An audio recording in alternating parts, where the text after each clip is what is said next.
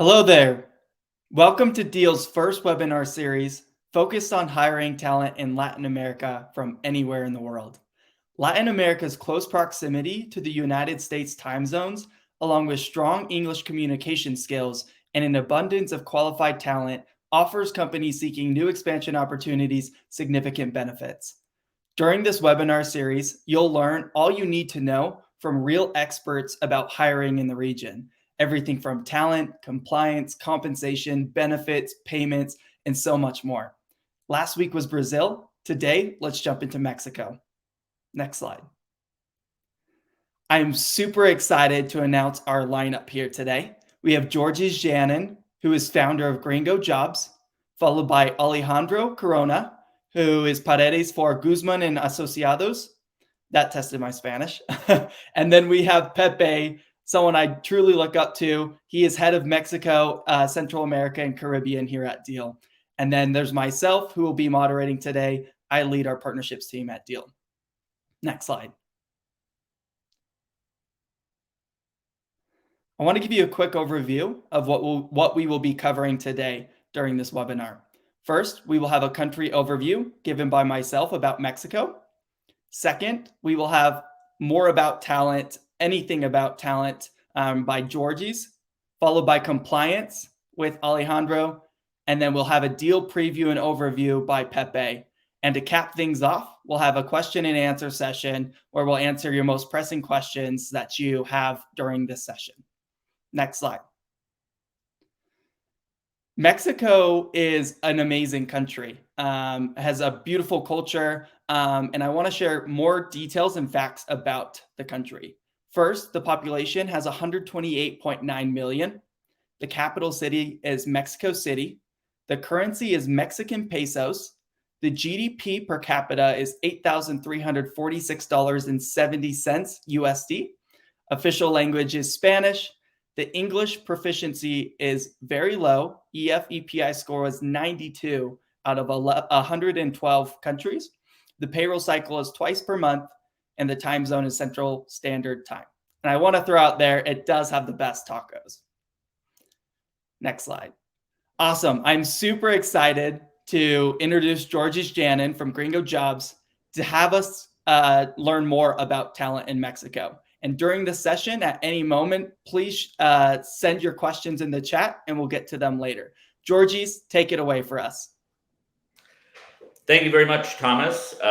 Pleasure to be here, and thanks for the overview.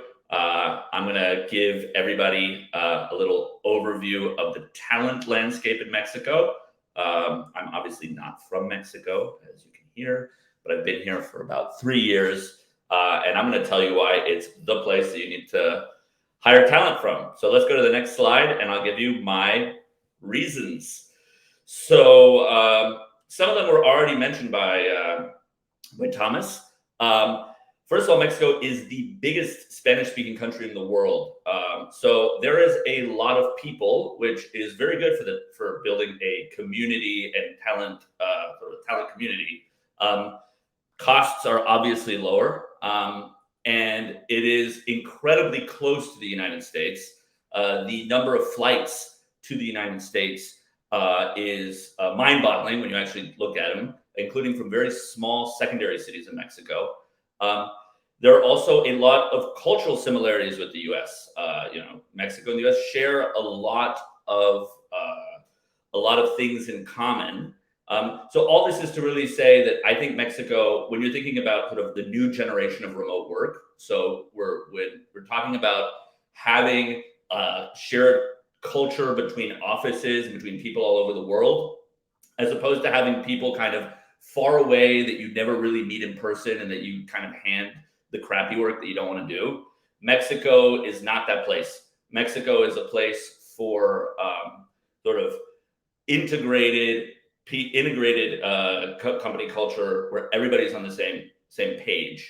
And the fact that it's easy for people to go to the US and come back to Mexico, and the fact that there are a lot of cultural similarities help. And the final thing that makes Mexico really interesting and completely unique in Latin America is the TN visa. I'm not going to go into too many details on it now, but basically it's a visa connected to NAFTA. It allows It allows you, if you're in the US and you make an offer to a Mexican national, usually a software engineer, there are a few other categories, it's mostly for software engineers, they can get into the US and get legally work in the US very easily. So if you ever wanted to, have somebody start in Mexico and then move to the US or something like that, there are a lot of options there. So those are some of the reasons why I think Mexico is really great, and we're going to kind of get into some of the details. I want to throw a fun fact there, George, Yeah. which is that a flight from Mexico City to San Francisco, to the Bay Area, or to LA, or to New York City is shorter than a flight from the West Coast to the East Coast. So that is true. We're closer to Silicon Valley, to New York, to anywhere. And yes, people, you can also hire from the US in Cancun and visit your team.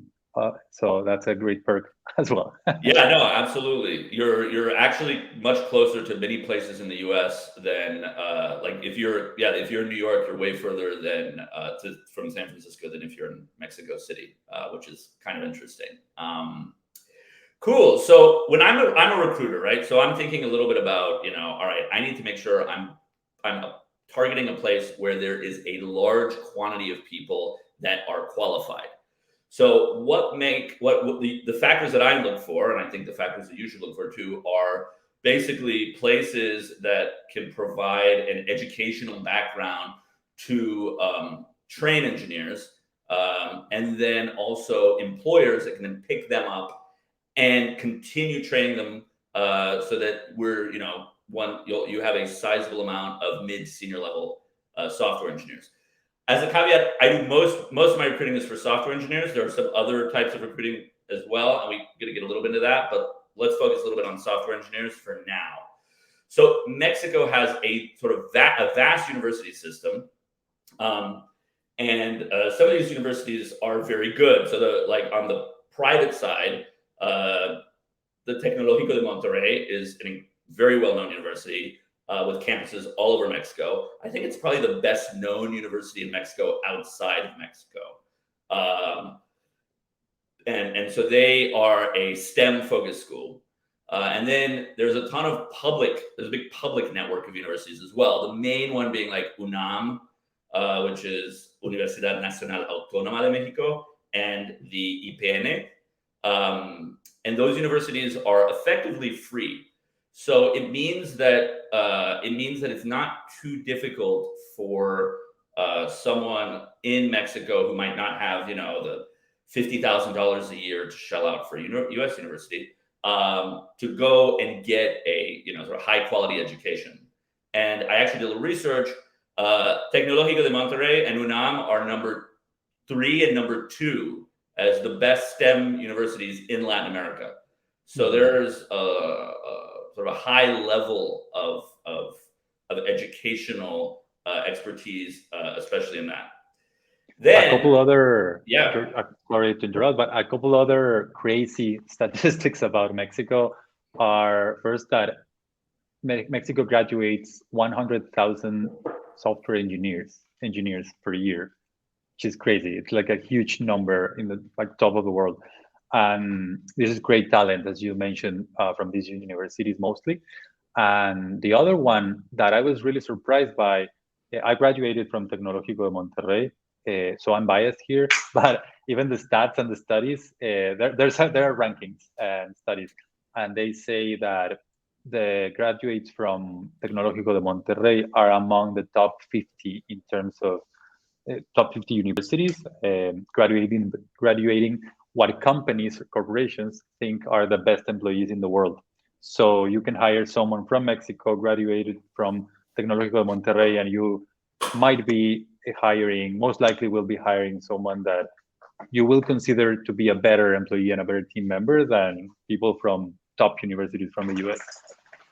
Nice. I like your Tec de Monterrey bias, Pepe, but I believe you. Yeah, I know. No, it's a very good school. And so all this is to say, there's a really sort of a deep amount of a large number of people getting educated at top level, at a very high level. And then there are also a lot of companies take these people and continue training them so that they have real world experience, which is also obviously important. So some of the ones, like there's different categories. There's some larger US companies that have been in Mexico for a long time, notably like HP and Oracle, who have offices in Guadalajara. There's also a host of these consulting nearshore firms that exist. Some are better than others, but a lot of them do really interesting work almost always with US clients, which means that the talent in Mexico is very, very used to working in English and in a US work environment. So there is very little, there's not really as big of an obstacle. And then you have a large number of both local and foreign big tech companies that have moved in. So Netflix, Nubank, Pinterest, Etsy, Lyft all have offices in Mexico. And then there are local startups that have gained a lot of funding. So examples are Bitso in the crypto space, Kavak in the used car space, and Credit Justo, which is a fintech, but there are many others. So all this is to say that you're not going to get like people who have no idea what you're doing and who are just kind of, completely out of left field. These people are a lot high level of education, both at the university level and at the professional level. So let's go to the next slide. So the most in-demand skills that I see. So the biggest one, and I think this might be the case for all of you watching, is IC senior software engineers. IC means individual contributor. So a person who has experience, who knows what they're doing, but is not necessarily a manager yet. That is sort of the biggest in-demand skills. Then you have a bunch of other tech skills that exist as well. Management roles. So we've started to see companies hire, VP of engineering, directors of engineering, and also sort of other auxiliary tech roles like QA, customer success engineer, data analyst, and things like that. And what you're also seeing, and I kind of see like software engineers are sort of the gateway. They're kind of like the gateway hire. Like you start with them and then it works well. And so then you're like, why don't we hire other people? Because there are actually tons of other really talented people in Mexico who have excellent English who are not software engineers. So, I've seen accounting, customer service, virtual executive assistant, or like VA, and even recruiting. Like I hire all my recruiters in Mexico. There are tons of like really skilled people in that field with like basically perfect English. So that's generally the landscape. But I would say IC senior software engineers is like the number one.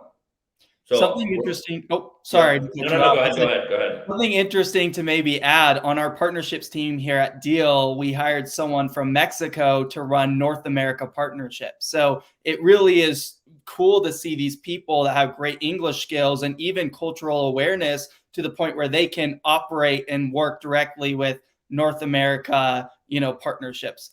So I thought that was something very cool as well here at Deel. Yeah, absolutely. Go ahead. Sorry. No, yeah, just to add to that, because I'm more on the commercial and business side, I've seen that many companies set up shop in Mexico to enter the Spanish-speaking market or the Latin American market. So you have many, let's say, local HQs or regional HQs from companies from Europe or the US. And these organizations are demanding people on the management and sales side as well, and that's why we start seeing more and more talent like what you mentioned, Thomas, which is people that are used to just hanging out and selling to US folk. Something else that just occurred to me that I forgot to mention, another reason why Mexico is so good is Mexico has as opposed to the US, a very sort of simple immigration program. So if you are, for instance, somebody from Peru and you want to go live in Mexico and you can get an employer to sponsor you, the process of getting a Mexican residency and working papers is like so much easier than in the US. Obviously, the US is one of the most annoying places to do it in the world, but Mexico makes it super easy. So I have seen people from all over Latin America move to Mexico, also because there's culturally it's very easy, same language and everything. So I've seen that happen a lot as well. So that's like another thing to keep in mind, why Mexico is that like great and advantageous. Anyway, I'm going to move on to the next slide. Let's talk salary ranges. So a lot of people are interested in Mexico and other Latin American countries for the money and the lower salaries. So I don't think Mexico has the lowest salaries in the world. I also don't think that if you approach recruiting with that mindset, you're going to be very satisfied. But the salaries are lower. So the rule of thumb that I have is sort of like 1/3 to 1/2 of large U.S. Metro salaries. And the numbers are increasing quite rapidly, especially in tech. So there is a lot of, as you saw those companies that I was mentioning before, all those companies are hiring. So they are pushing the salaries up. Salaries are still quite a bit lower than the US, but here are the ranges that I kind of see. So this is from, I think, last week or the past few weeks. So they're in pesos per month. So as a rule of thumb, I usually do 20 pesos to $1. So here's a mid-level web developer, 70,000 pesos per month. That is $3,500 per month. Senior web developer is going up more to the $4,500, $5,000 per month, so 90 to 100K pesos. And then as an engineering manager, we're kind of looking at 140,000 pesos, so that's $7,000 per month. Obviously, $7,000 per month for in somebody in the US for an engineering manager would be nothing. Or not nothing. It would be ridiculously low. So there's a big difference. Here as well, though, you have to take into account that you would be also paying benefits, and a lot of the sort of Mexican sort of like tax and benefit system, which I think we can go into later. But those are some of the numbers that I see in pesos. Cool. Any other questions? We can go to the next slide. Yeah, I'm going to chip in here because when you are hiring in a new country, you often have the question of how much to pay, how much money are people making here, how should I negotiate with my candidates, top talent versus average talent, et cetera, et cetera. So don't worry anymore about that because Deel solves that for you in a couple of clicks. Because we already have more than 100,000 people being paid through Deel. What we created is a very simple tool that I will show you later real quick on a quick demo, where as you are creating a contract, and let's say you are hiring a mid-level software engineer based in Mexico, you can see what companies that are using Deel pay these candidates or these team members, and see if you are making a good offer, a compelling offer, or if you should adjust and how so. So very easy to use, very simple, very straightforward, and also saves you a lot of money and time. Cool. And I'm happy to see that those numbers look pretty similar to what I see as well. So it's, yeah, exactly. So we're not, I'm not like completely out of left field on these. So yeah, that gives you a range. Obviously, different candidates have different requirements, and when you speak to them, you'll get an idea. But I think going in, if you're trying to create budgets around the hiring, I think those numbers should give you a good idea on how much to budget. Cool. We can go to the next slide. So obviously, let's talk a little bit about how to find all these wonderful people that you now want to hire. So there's a few options. Obviously, there's one option here that I think is much better than all the others. If you want to go through a recruiting agency, that's an option.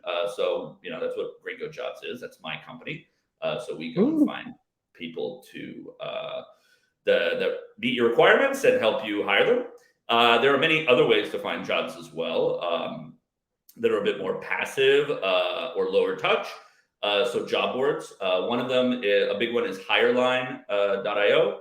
I actually went on Twitter and asked all the developers that follow us to tell me what they like, and so that was mentioned. And then Remote OK is, I think, a general one, but also is good. That's not Mexico specific. I think that's completely international. Then you have freelance marketplaces. So this is if you're looking for a freelancer. Not sure if that's your case, but if it is, Workana, TopTal, which is a pretty famous one, will work as well. Universities in Mexico have good career service programs. So if you want to hire people directly from the source, so to speak, that's a good option. Obviously, it's more for junior talent. And then the classics. LinkedIn is very used in Mexico. Almost every developer I've spoken with uses it. So LinkedIn is very prevalent. And referrals. We just started a referral program 2 weeks ago or 3 weeks ago, and people are actually using it, which is good. And so people are pretty excited about sending friends over or colleagues, or I guess ex-colleagues. And I think we're still at a point where it's pretty exciting. A lot of these, if you're a U.S. tech company, what you're providing is often very exciting to talent in Mexico. And so they're very, they'll be quick to, if they're not interested or not available, they'll be quick to refer friends or colleagues.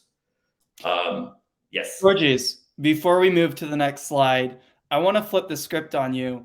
What is talent in Mexico looking for as far as a company? Is it work-life balance? Is it salary? Is it career growth? Is it to work at a global company? What are you seeing?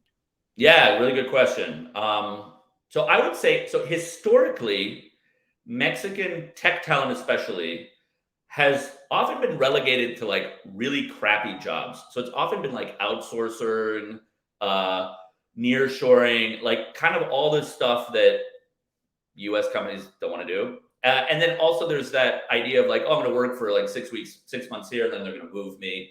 So I think there's a real desire to be sort of part of a real company. So having a say in product, being being really involved in like the culture and the team building. I think that's something that people really do like look for a lot. Obviously, salary is a factor as well. Salaries are changing a lot in Mexico, so people are interested in making more. But I think the big one is they want to be genuinely part of a company and not just a sort of journeyman, so to speak, a kind of hired gun, which is traditionally like the roles that they've been relegated to. Love that. Thank you.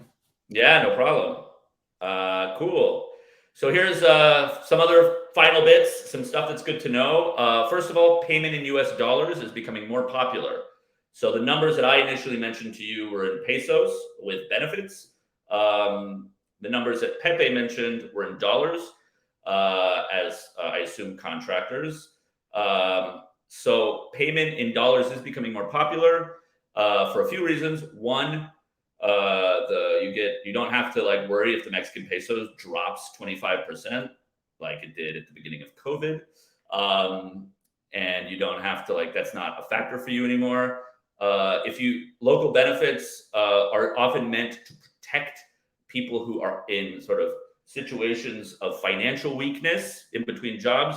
And software engineers in Mexico at this point are really not in that category at all. Like they make a lot of money for Mexico levels. And then also the Mexican government just started this new thing in January. Like it's a new tax scheme for freelancers called Recico. And like the tax, I think they're taxing like 2 to 3%. It's kind of ridiculously low. I'm not an expert on that, but it's definitely something that's mentioned to me. And then so payment in US dollars is popular. People will not mind it if that's what you want to do.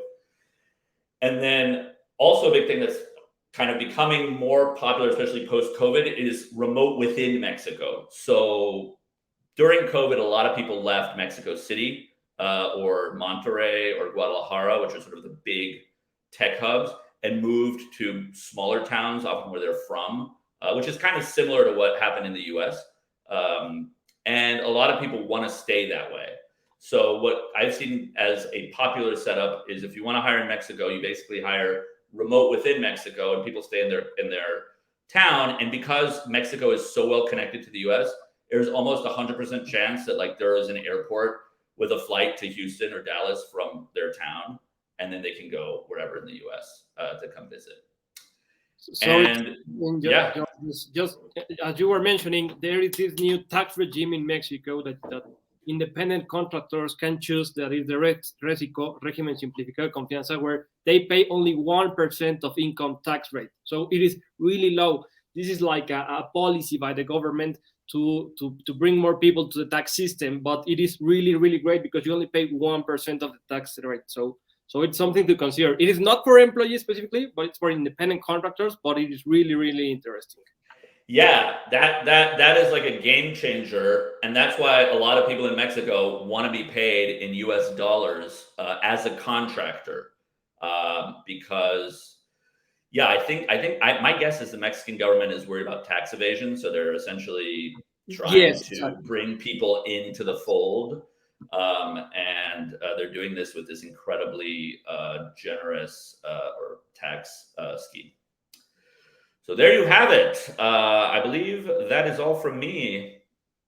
Amazing. Georgies, thank you so much. I'm probably going to be looking up flights to Cancun and start working as a contractor in Mexico. That looks super attractive right now.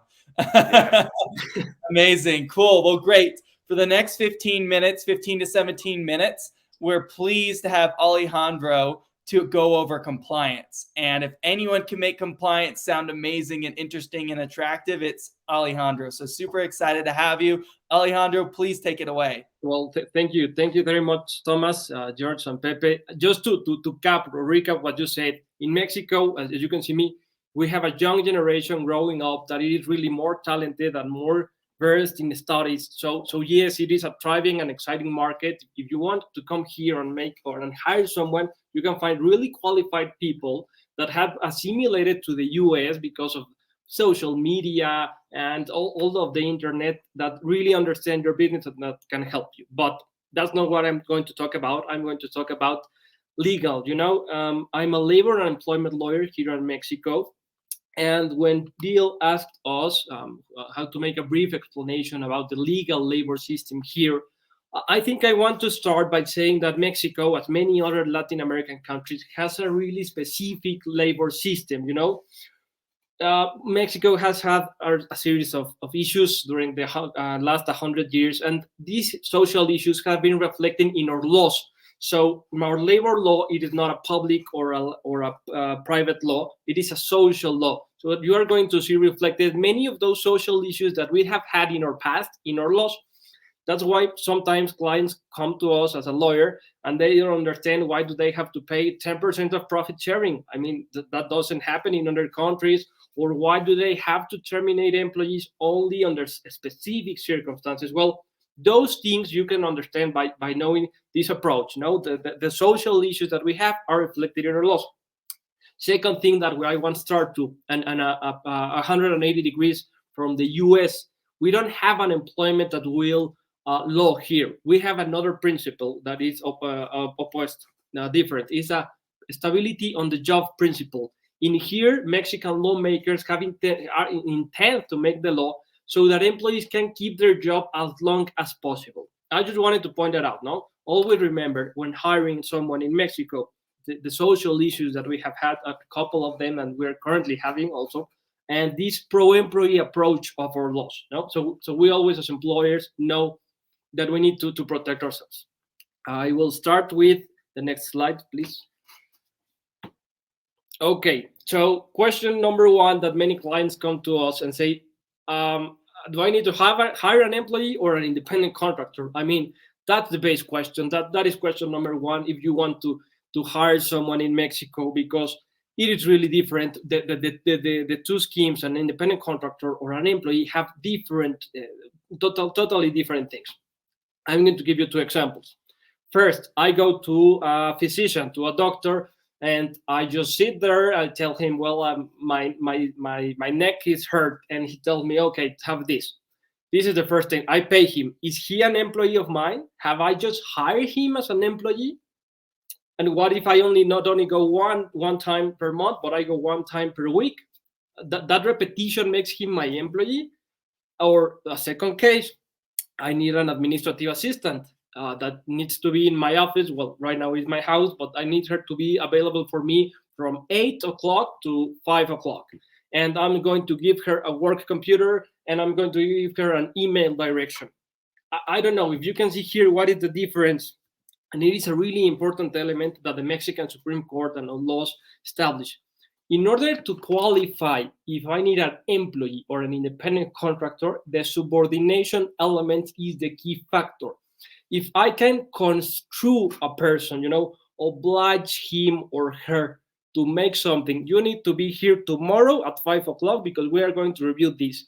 Or you need to answer this, you need to make these type of things. If there is this element of subordination, then our Mexican federal labor law, which is the legal aspect that regulates all employment relationships in Mexico, tells me that I need to have an employment relationship, okay?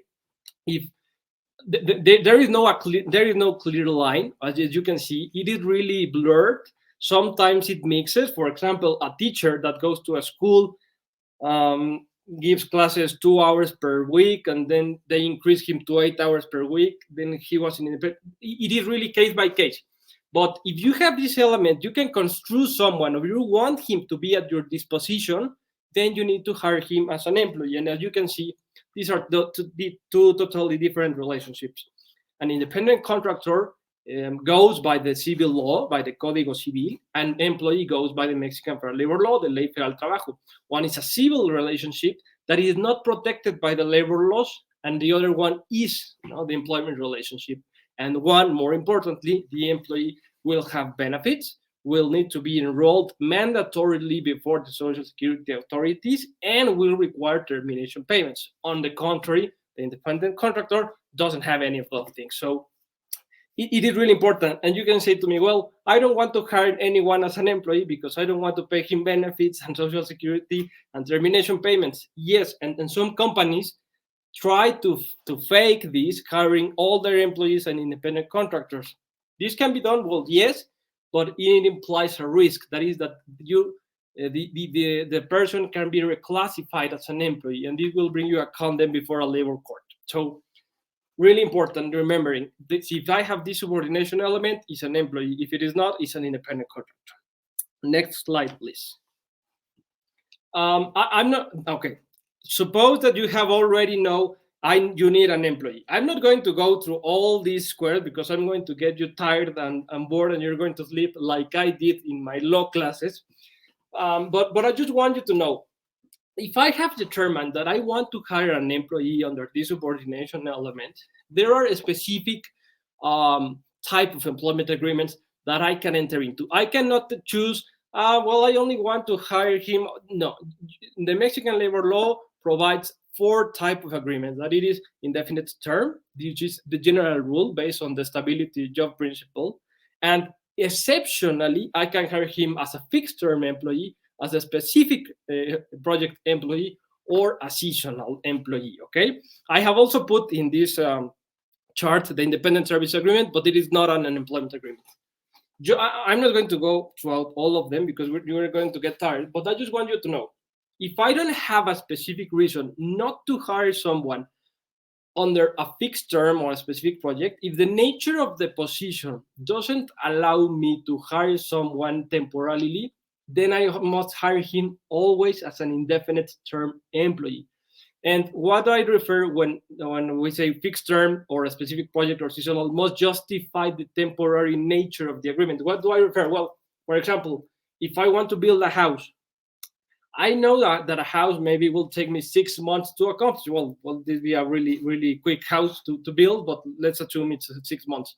Well, then the nature of the specific service that I am providing allows me to hire that person for only 6 months, because I cannot hire him forever. The project only lasts 6 months. No, it would be illogical. Yeah. this is the element, the specific thing that we need to watch out. Do I need to hire him the indefinite or a fixed term or a specific project? For example, if Georges told me, hey, HP is going to work on a project that only lasts for 1 year, oh, okay, perfect. Then in my employment agreement, I can use a fixed term employment agreement. And once that project concludes, the relationship concludes. What is the main difference, or what is the benefit of using a fixed term, a specific project, or a seasonal project? Once that the nature of the project concludes, the relationship ends, and I don't need to pay any severance, only accrued benefits. So this really helps us. Under an indefinite term agreement, I always need to pay a severance or have a termination cost to end the relationship, okay? So I just want to as a quick recap. If I determine I have an employee, then I need to see which one of these 4 employment relationships I can put him. The general rule will always be indefinite term, except if I can justify the temporary nature. As a quick counsel, many companies try to cut the employee seniority throughout fixed-term employment agreements. They make them sign 6 months, and then 6 months fixed term, and then 6 months. Well, this is against the law, and in a court of law, this will be deemed invalid. So this is just the legal system that we will need to have a broad terms. Next slide, please. Okay, I have just told you that the general rule for employment agreements is for an indefinite term. So the Mexican lawmakers know that this can put a burden on the employer because, well, I always need to hire employees for indefinite term. So in 2012, the Mexican lawmakers introduced probation or training periods that you can implement in your employment agreements. If you want to see if someone knows what he is telling you he knows, or you want to train someone, you can implement these 2 periods. One of them is for 30 days. The probation, as a general rule, you can exceptionally give it up to 180 days for managers, officers, administration, or specialized positions, and training from 90 to 180 days. I don't know if Thomas Del Pepe, do you see something here that you would like to point out? I'm just Nothing learning. on my side, Pepe. I'm just impressed with all the information. Yes, I'm not going to read everything because we're going to get tired. And so what you want? Next slide, please. Okay, so one that I have fired, as Georges was saying, here in Mexico, we have certain mandatory benefits that our employers must provide to their employees. They are not really high, as you can see. We have a vacation period that only has 6 days of vacations for the first year of service. This is really low. I think, I was seeing studies, I think that Haiti, El Salvador, Guatemala, Honduras have higher vacations for their employees. Mexico, I think, is the last country in Latin America that has fewer vacation days, so only 6. We have also a vacation premium, you know, when you go out on holidays with your family, well, you tend to spend a little more, right? Because you're not in your house, you need to eat outside, etc. So they have paid this 25% extra on top of the vacation day salaries. We have a Christmas bonus, which is very popular here in Mexico. It's like the 13-month payment, you know, it's only 15 days base of salary. We have, and this is a really controversial thing that many employers find out, is a 10% annual profit sharing. So you, here in Mexico, need to present each year your tax filings before the Mexican IRS, which is called SAT, and you need to declare your income. Of that income, you will need to pay or distribute 10% to the employees based on a procedure that is established in Mexican Fair Labor Law. There are exemptions, for example, for this annual profit sharing. Newly incorporated entities during the first year do not pay profit sharing.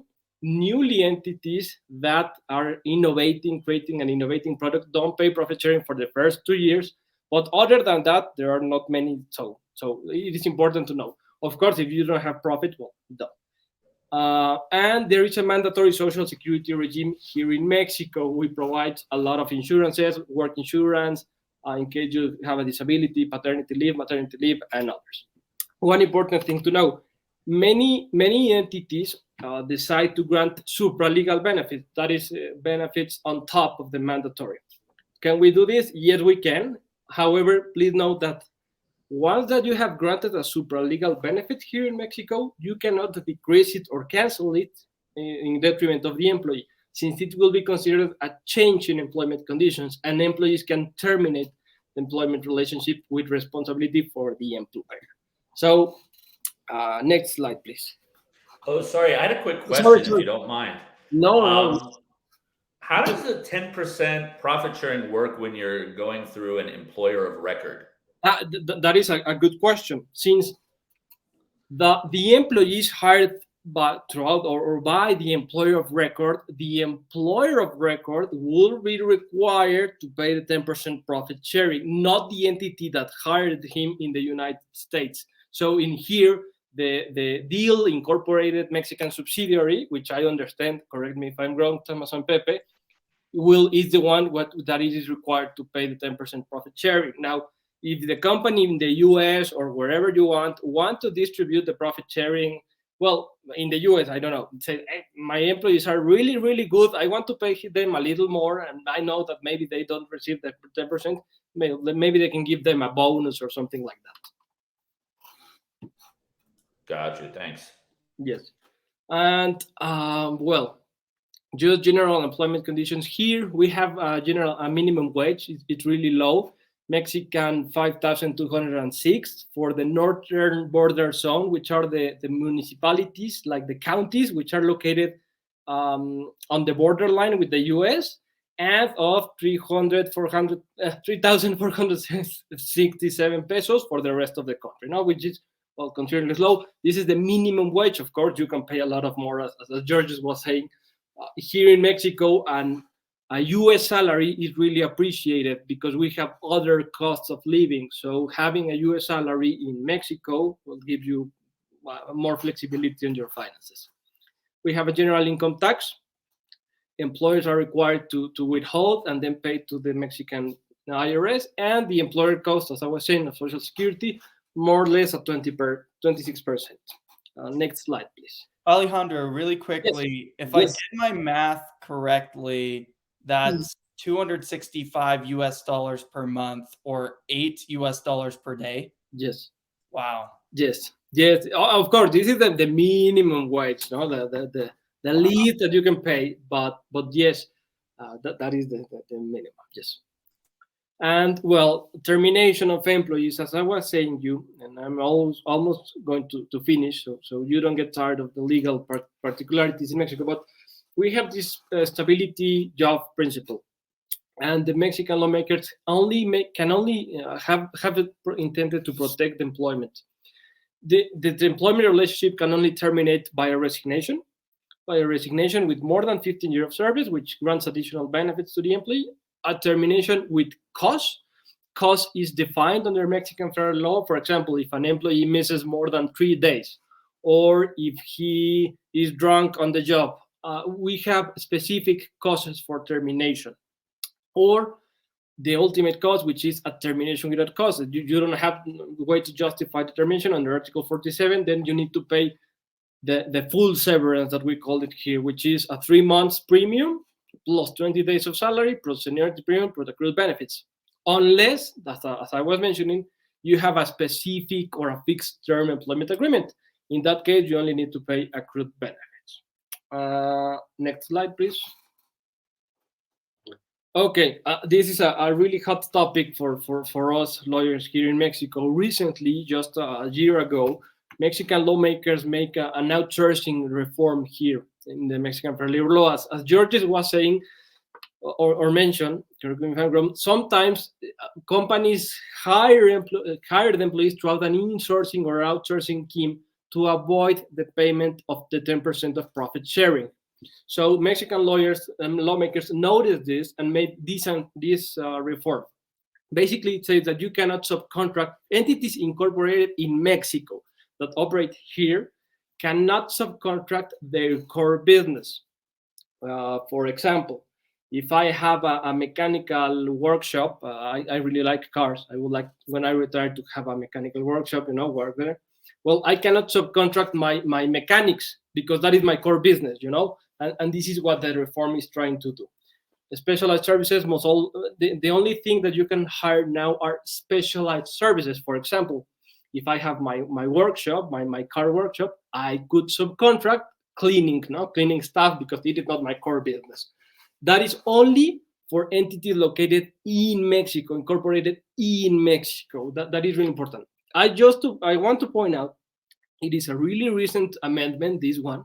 There have been no cases, no precedents, no rulings. So we got lawyers, many clients approach us, and I want to have a bulletproof strategy. Well, there is not. There is none. There is none because it is a really recently. Just know that if you are located in Mexico, if you have incorporated in Mexico, you cannot subcontract right now your core business. And I think that's all. I don't know. Let's see the next slide. No. This is the last one, but I think just to know, if you want, after all this, to hire employees in Mexico and you want to incorporate an entity here, you need to have a corporate registration, but that is before a public notary, a tax registration that is quite simple, is online, and a social security registration, okay? You will be subject to sometimes tax, labor, and social security inspections by the authorities to verify that you're in compliance. And finally, you will also maybe be exposed to litigation, employees that you terminate without cause or that they want some more money. That's all for me. I think that the order is no, that one. Okay, just was as I was mentioning and making a quick recap. Know if there is this subordination element, you need a contractor or an employee. Implement always, as a practical advice, a training or a probation period in order to know the person you are hiring. Conclude those probation periods correctly. And just a quick thing, unions in Mexico have been a great thing. If you are not hiring unionized employees, don't need to worry about them. As George was saying, and a staff IT guy is not unionized, so don't worry. And that's all for me. I hope that you learn a little about the legal Mexican system. It is a little complex, but it offers you great things to make things work. So thank you very much. Amazing. Alejandro, you're a great storyteller, and I love those examples of the car shop and the building the house. I think that makes things super clear. So appreciate having you. Pepe, we'll have you give a quick preview of Deel, very quick one so that we can have time for our Q&A session. So passing it over to you. Absolutely, thank you. So I want to show you my screen real quick so you can see the Deel platform. This is the Deel platform. Right now, you might be thinking, okay, this is too much. I don't want to become an expert in Mexican law and Mexican labor law, so I can start hiring people in Mexico. You don't need to. You can start hiring people in a couple of minutes and a couple of clicks through a simple and beautiful platform such as Deel. And this is the platform that you will see if you sign up. It will take you a few seconds to sign up, and you will have a dashboard as a company. And you will see here where's your team, the national holidays, your payment history, etc. But more important, what I want to show you are the contracts. We mentioned hiring people as contractors or hiring people as full-time employees. So you can see here these 3 contracts on the left that you can use for contractors or freelancers, and the one on the right, full-time employee, for our EOR or employer of record service. So we can hire your employees in Mexico with our Mexican legal entity and Mexican compliant payroll, and you don't need to worry about it. So I want to show you, let's go with this one, for example, a contractor with a base payment. And it's really easy. I will show you that in a couple of minutes or less. You can just say, I want to pay from this entity in the US, for example, my LLC, and I'm hiring Juan Perez. Yes, he's in Mexico. And because we mentioned it, and we mentioned that is the number 1 type of hire that we are seeing, let's put software developer, a mid software developer, and you can put here the scope of work, or you can even use one of our already uploaded content for scope of work. And yes, Juan will start on April 1st. Here you can choose 120 currencies to pay your contractors. So for example, Mexican pesos, or you can say, I want to pay them in dollars because George told me that it's more compelling for the talent. Let's say $8,000 per month. And we have the salary insights. As I mentioned before, you can start tweaking here to see how much you want to pay or offer and compare to the median of the market, or the averages of the market. You can choose any invoicing cycle, pay them monthly, bi-monthly, etc. And this is an option just for the first month, if you want to pay them the full month or just pro rata. And here it gets interesting, almost the last step. You can choose a termination date if there is a predefined one, or leave it blank. You can add any notice period. You can even put 0 days to terminate a contract in the same day, for example. We have, fun fact, more than 40% of Latin American unicorns and sunicorns are using Deel already. So many of our clients ask for this exciting function, which is showing the stock option offer on the contract. You can add that as well.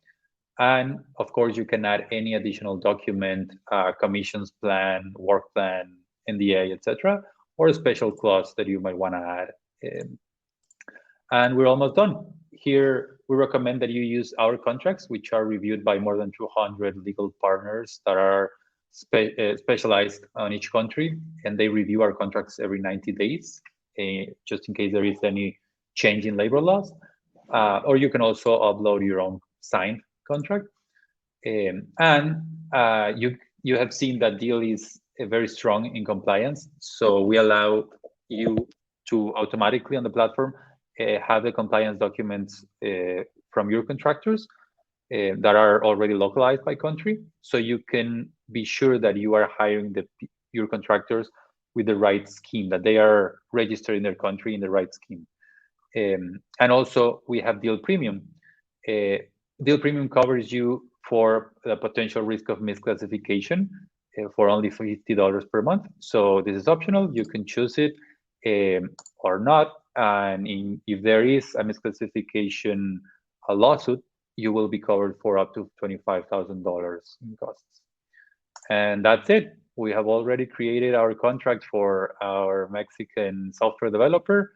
You can just review, sign the contract, and then invite our new team member to the platform, which you will see it's very exciting for the talent because they will be able to have all of their documents, their invoices will be created automatically, and even more exciting, they will have many different withdrawal methods, so they will have more control of their money using any of these different withdrawal methods on the platform. So from day one, you will be adding more benefits and a better experience for your team members.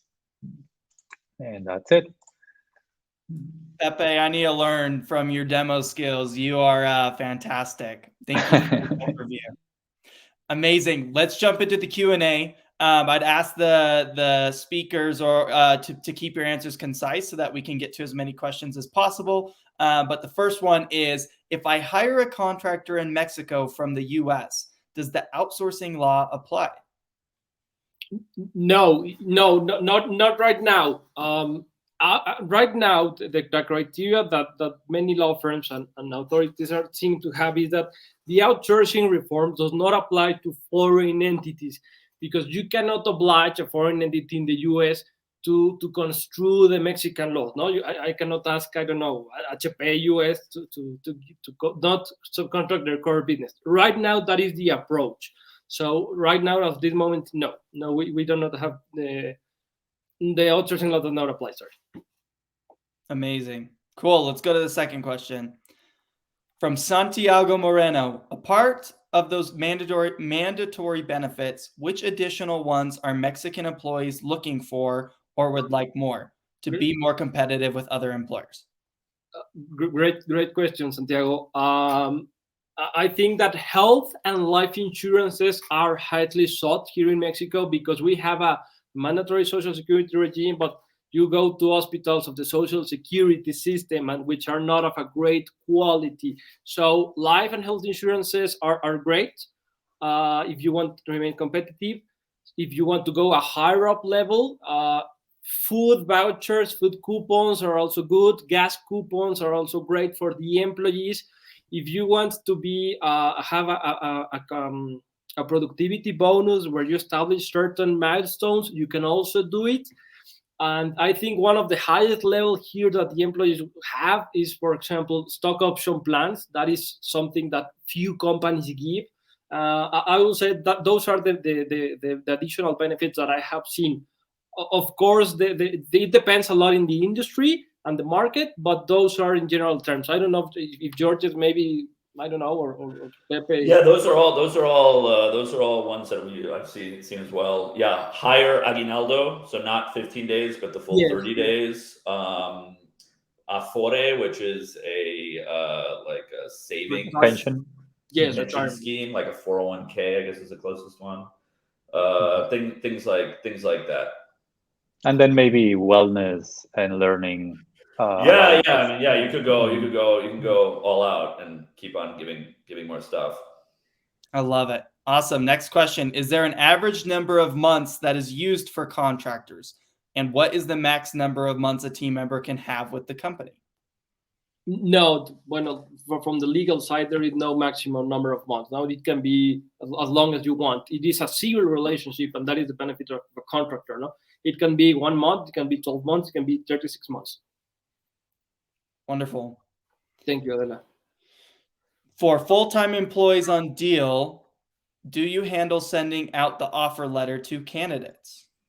We do, Jamie. That's part of the flow. You will see if I showed you the full-time employee flow, it's very similar to what we just saw. You just put the gross annual salary, vacation days, etc., like just a few clicks again, 3 or 4 steps, and that will create a quote for you, which shows you the employer costs per country. For example, in Mexico, all these costs and benefits that we have been talking about, taxes and benefits. And if you approve that, then we can help you with the offer letter for the candidate during the process. Amazing. And I think we have room for one more. 2 questions. Do we as employers need to give a specific type of invoice or receipt to contractors / EORs in Mexico if we're paying them in USD, or if the contract is signed by the company with a legal entity outside of Mexico? Asking this to understand if this helps them or not on their tax statements. Okay. That's a good one. So in Mexico, we have a specific type of invoice, which is a CFDI, a CFDI. It is a Mexican system created by the Mexican IRS. So the government understands that companies from other countries cannot create this Mexican type of invoice. So what is used in international trade, international commerce, is that you will use what I call an international invoice, which looks more like a US type of invoice. And that can be used by the contractor to show what they are having as income, and then create their own, say, CFDI, or Mexican invoice on their own. Amazing. Well, we are at time. Sorry, go ahead. Oh no, go ahead, Georgies. If you Yeah, have, I was just going to add on the U.S. side, you have to create a W-8 form. You get the contractor in Mexico to fill out a W-8 form, which then basically tells the IRS that you're paying this person, but they're not a U.S. Resident or national, and so they don't get taxed by the IRS. And if that sounds too complicated for you, I need to create a W-8, W-9, don't worry, because they are created automatically on Deel when your contractors sign up. Love it. Well, Pepe, Alejandro, Georgies, thank you. I learned so much, so appreciate your time. And thank you to everyone that joined us today. Thank you for your time. Thank you to people who may be, listening to this in a couple weeks. Thank you also for your time. Please visit www.letsdeel.com to learn more about Deel. and to get even a demo to learn more about our product. But thank you for joining us and have a wonderful rest of your day.